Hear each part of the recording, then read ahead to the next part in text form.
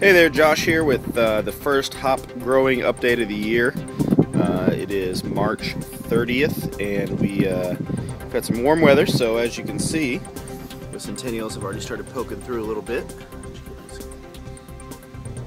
We've got a bunch of little sprouts coming up, and you know, I've read a lot and heard a lot about what you're supposed to do when the sprouts first start coming up. You can see the cascades are still dormant, waiting, and I'm assuming everything's okay. We didn't have a really cold winter at all. I mean, the coldest it got was probably 30 degrees 1 or 2 days here down south, and you know, they're probably fine, but anytime, you know, one takes off and the others don't, you get a little nervous, but I'm sure they're okay.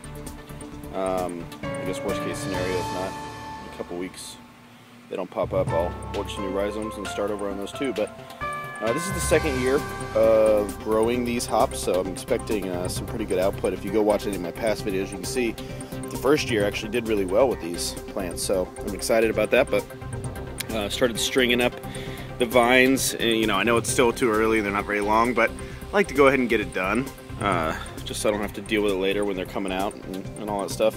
But yeah, anyway, you know, a lot of people online say that when these first growths come out, you should clip them back, and you know, they believe that if you clip them back, they just come back stronger. But personally, I'm not going to do that this year. I don't necessarily buy into that, and the stuff and research I've done and looked at, no one to say conclusively that makes a difference. The root system on these guys is pretty good. In fact, you can see they're in 15-gallon containers, but the roots have busted through the bottom, and these guys are pretty well dug into the ground too. So they're in containers, but in all essence they have kind of broken through the containers at the bottom and dug into the ground. So I'm kind of running a hybrid system here. I do, however, like them in containers because it keeps them up off the ground. It protects them a little bit from, you know, things that might come around, and I've got a small dog and a big dog, so kind of keeps them up and away and allows me to keep it clean.